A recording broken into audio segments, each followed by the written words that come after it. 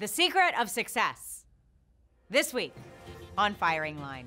We have to act urgently. We are losing generations of children. She's a Democrat and former elected official who champions school choice. More often, a Republican priority. This is where I taught first grade. Eva Moskowitz is the CEO of the largest network of charter schools in New York City, Success Academy. The success rate of the students from mostly low-income families, as told by the numbers, is astounding. Well, if you want to talk about what you But not everyone is a fan. how much you make off as a CEO? Unfortunately, in my case, I've had a lot of contact with Eva over the years. With schools at the center of so much debate over how to teach during a pandemic, how much say should parents have over curriculum? And how about those standardized tests? What does Eva Moskowitz say now? Firing Line with Margaret Hoover is made possible in part by Robert Granieri, Charles R. Schwab, the Fairweather Foundation, the Asness Family Foundation, and by Craig Newmark Philanthropies, the Rosalind P. Walter Foundation, and Damon Button. Corporate funding is provided by Stevens, Inc. and Pfizer, Inc. Eva Moskowitz, welcome to Firing Line. Thanks so much for having me. You are the CEO of Success Academy, a network of 47 charter schools throughout New York City. It all started right here. It did. This is the building. When in 2006, you decided to found the school, Harlem One.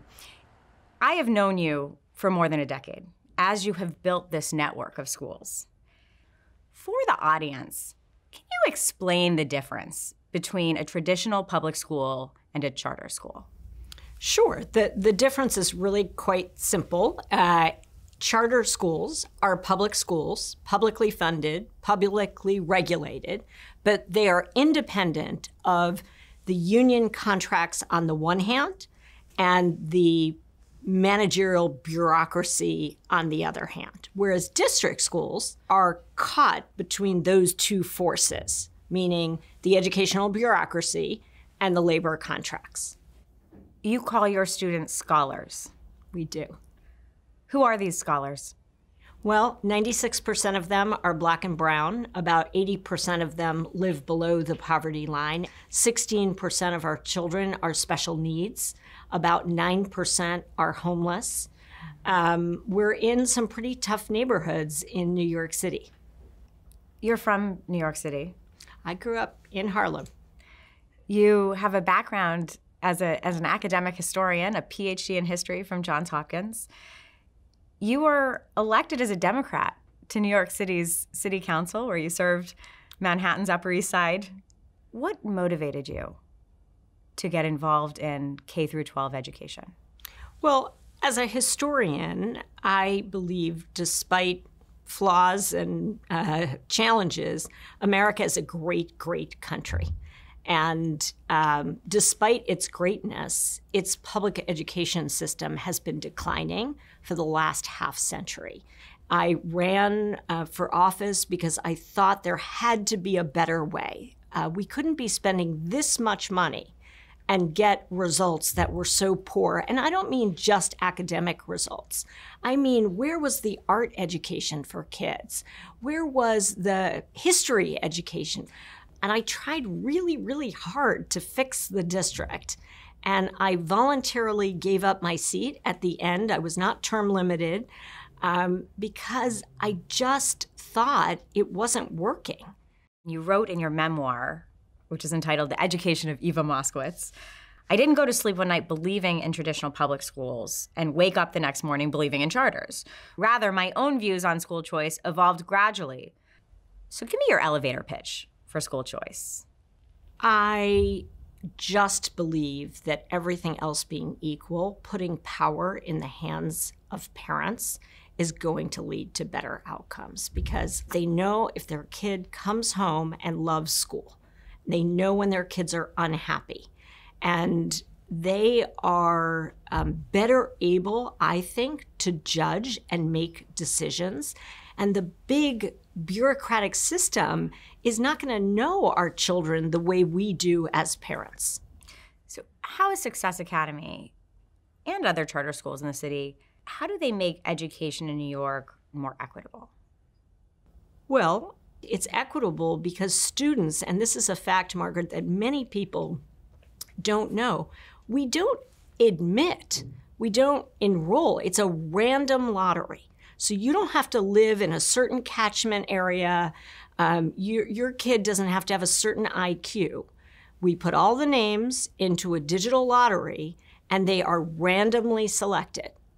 And that is actually a much fairer, more equitable way of educating students than the district system. I went both to schools in Harlem and to schools on the Upper East Side, and only if you can afford an apartment in that catchment area do you get to go to those good schools. Success Academy students consistently outperform students from across the state, including those in some of the wealthiest school districts, in some of the whitest school districts.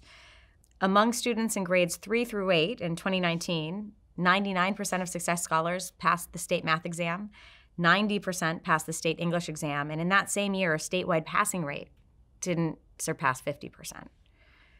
To what do you attribute the achievements of your students? Well, first of all, I would just say America and New York has intellectually underestimated children, and we don't. We create a culture where we really believe in our kids. And so I would say that one of the things we do is just set incredibly high expectations for our kids. But we also have a fairly rigorous curriculum. What we're doing in 3rd grade math, often other district schools don't do until 5th or 6th grade. We have extraordinarily high rates of college admissions. It's 100%. And kids can't get there without being driven. And so, the real test will be, do they graduate from college in 4 years? We have our first kids graduating this year. I taught them in 1st grade. I was their principal here.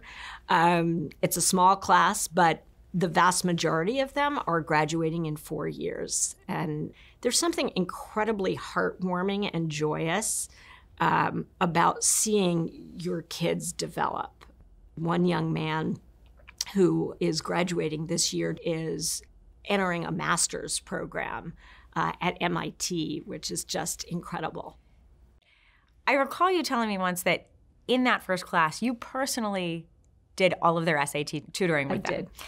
And you may have seen just this week the College Board announced that the SAT will go completely digital in 2024. And the move comes as more colleges like the University of California system and Harvard have become test optional, at least for the near future. What do you think of that? Well, I think this country's attitude towards tests is a little wacky. How so? There are good tests and bad tests. There are certainly tests that, I don't. Is the SAT a good test? I think the SAT is a good test. And Why? by the way, if you can't do that, you're not going to be able to do college level work, right? Yeah. Now, they're not the be-all and end-all, meaning if you can ace the SAT, that does not mean that you are a well-educated person. That does not mean that you have, you can do chemistry or physics. It's the bare minimum. It's the floor.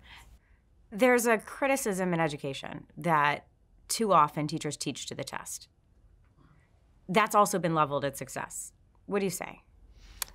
Well, I would say we think that we have a moral obligation to prepare our students to take tests, but we don't teach to the test. We teach to a much higher standard than the test. So our kids read a poem a day starting in kindergarten. Our students are doing 5 to 7 math problems every day that are much harder than the ones on the state test. So we don't teach to the test. We do think we have to prepare students. They need to know basic test prep skills. So we do all that for our students, but we're not teaching to the test. We are teaching to an above grade level standard. So what do you make of the trend away from testing requirements? I mean, I think people are a little confused. there is a fundamental lack of diversity at colleges and universities. And that is very painful and I believe morally problematic. But the way to solve that is to have better K-12, not to keep lowering the standards and the bar. That's not going to help anyone. We've got to fix what is a fairly broken educational system. And it's not the fault of, the teachers. It's not, if anything, it's the fault of the political system that doesn't really make the changes necessary to get out of the educational quagmire that we're in. It's clear that the idea of school choice is very complicated for Democrats. Why is it so controversial?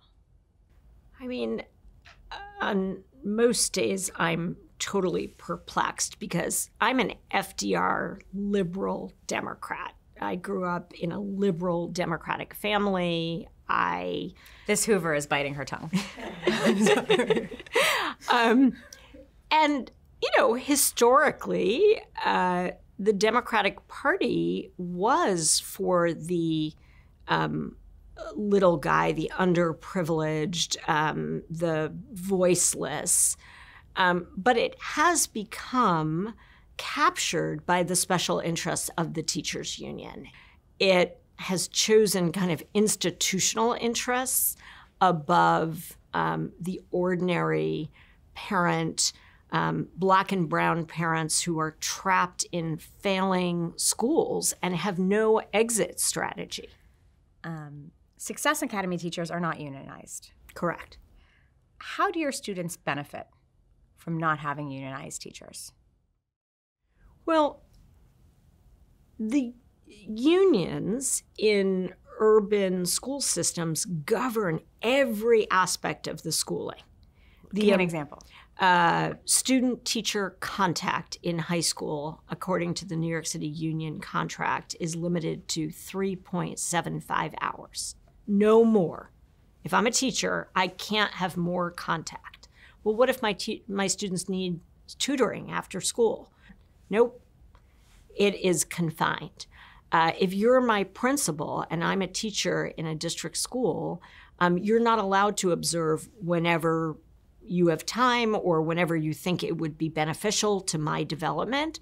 You have to announce when you're going to do it. You can only observe a set number of times a year. The regulatory framework governing schools is antithetical to developing quality in learning and developing teachers and putting the learning of the students first. I mean, I couldn't do what I do if I were subject to the New York City union contract. Should teachers' unions be reformed, or should they just be abolished?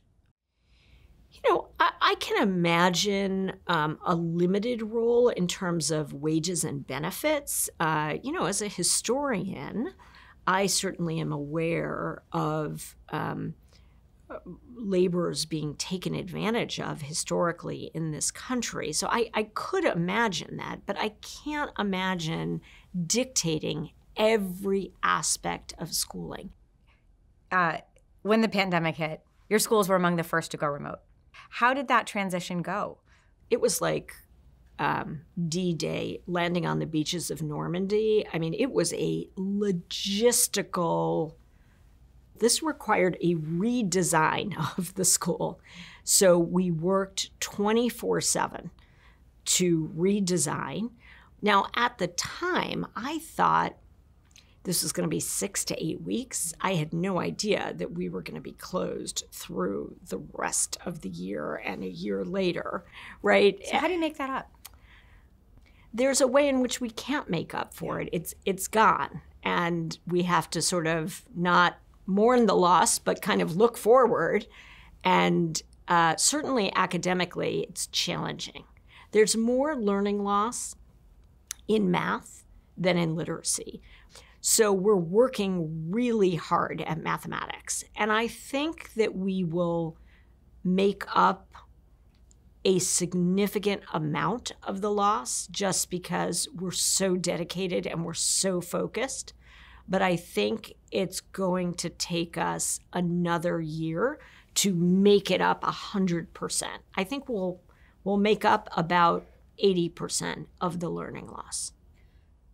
There's a cap, a limit to the number of charter schools that are allowable in New York City, 290. And that limit was reached in 2019. When Eric Adams was campaigning to be mayor of New York City, he said during the campaign that instead of raising the charter school cap, that he would just instead support shutting down failing charter schools and duplicating successful ones. I'm guessing you think that's insufficient. I do think that's insufficient. And, you know, I commend our new mayor who has been supportive of charters and of success, but we need to be able to grow. The demand from parents for charters is off the charts. If you're affluent, you can move to the suburbs, you can pay for an independent school. But if you're poor, sorry, so sad, too bad, you're out of luck. You must go to the failing school down the street. I mean, that's wrong. That is just plain wrong. This program, Firing Line, was originally hosted by William F. Buckley Jr. Education and education funding was an issue that Buckley tackled periodically throughout his 33 years of hosting. And in 1983, on this program, they said this about education funding. Take a look. Everybody talks about declining achievement scores in reading, writing, and arithmetic, but nobody does anything about them except John Saxon, Graham Down, and Firing Line. Now, I contend that we have good teachers and poor teachers. We have good administrators and we have poor administrators. And massive inputs of federal money will accomplish no more than massive inputs of federal money have accomplished in the past. What we have got to do is stir what we have. The argument is we don't need more sugar in the coffee. We just need to stir the sugar in the coffee a little bit better. How does resources impact educational outcomes? I mean, I think it would be naive to suggest that somehow money doesn't matter. I mean, you have states that are sort of under-resourcing education. New York is not one of them. New York spends more money than any other state in the country and gets pretty poor to mediocre results for it. But money does matter. I think what I object to is we don't change anything else but the resources. We have defined winning in education as a matter of funding. That's not what winning is. And frankly, we've got to change the game we're playing. The world has changed. We need students to be critical thinkers and problem solvers. That's not going to happen if you have principal tenure. You show me a high-performing organization that gives lifetime job security irrespective of performance. That is a weird thing to do if you want results. What happens when a student just isn't a good fit for the school? Well, we don't make that judgment, meaning there is no fit for the school. There is, are you willing to do the work necessary? But we accept students of all intellectual abilities. We are not looking for a certain type of student. We are looking for students and families that are willing to meet us halfway to educate their child. Sometimes there is, a parent doesn't believe in homework.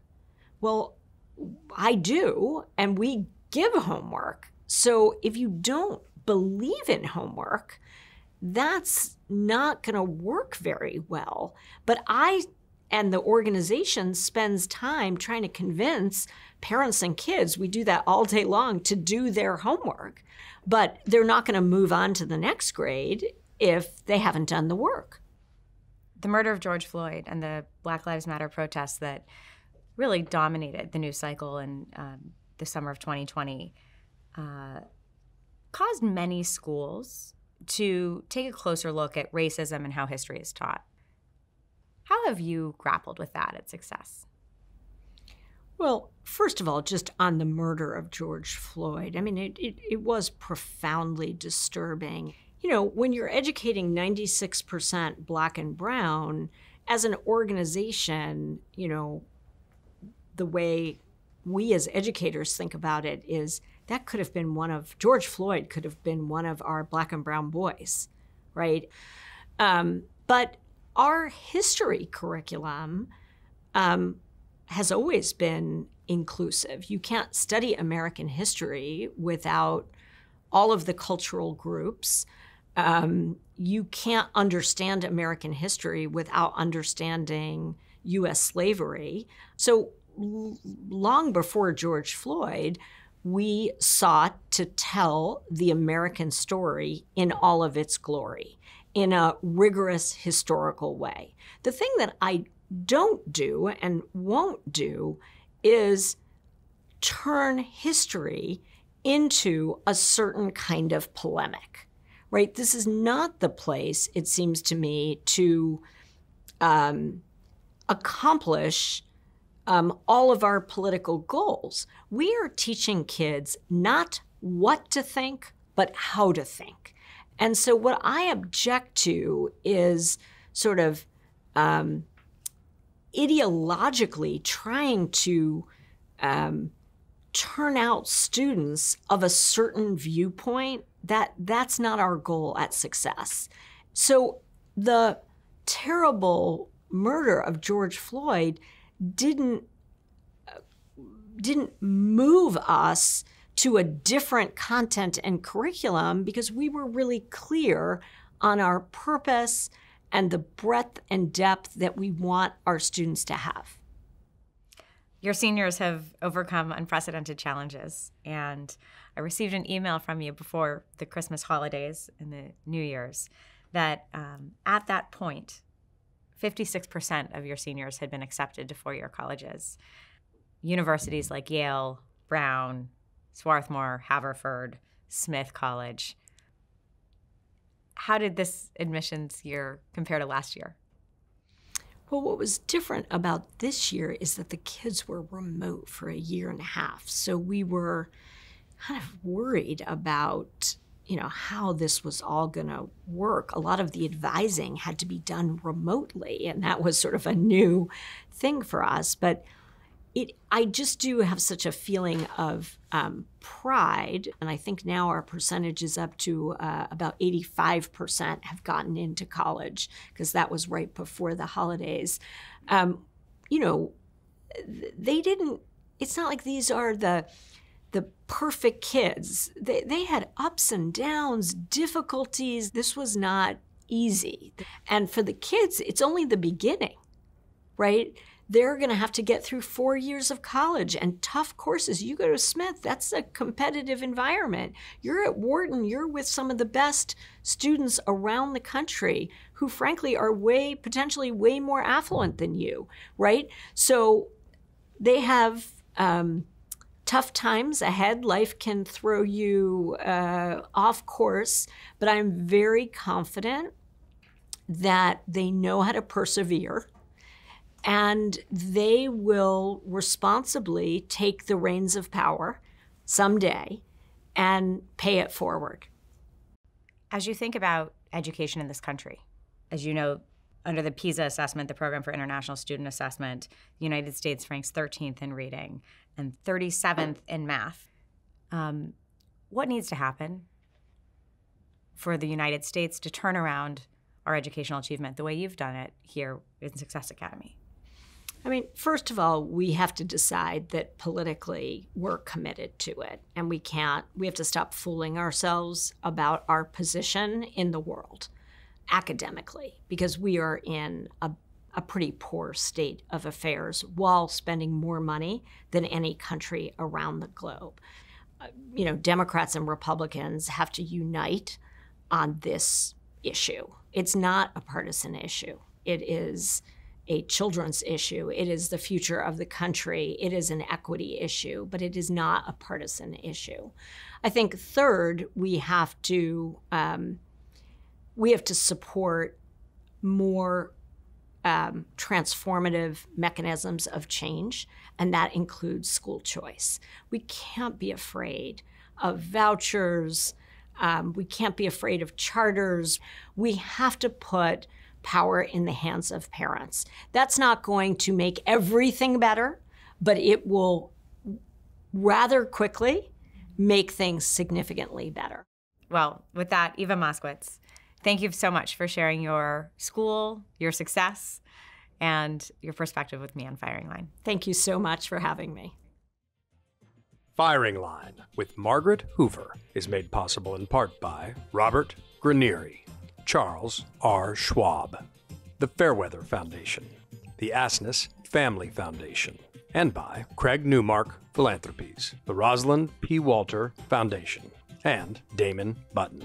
Corporate funding is provided by Stevens, Inc. and Pfizer, Inc.